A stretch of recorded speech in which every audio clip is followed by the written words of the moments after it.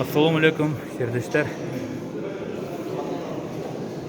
Mına bugün Moskva şahrında Adaхан Kimsanбаевичтің gelişini kütüp mına oşunça el çoğulup oturat. Dağı sırtta yüздөгөн, миңдеген veranдар бар.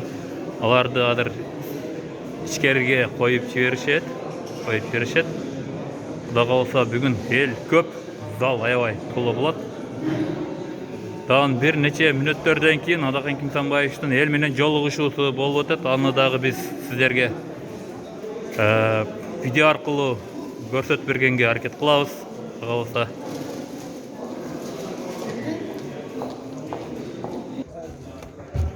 мына ушул Adaхан Kimsanбаевич элдер менен жолугушуп турган зал ушул элдер уже күтүп отурушат. Құда қаласа bir нече мүнөттөрдөн кийин башталат жолугушуу.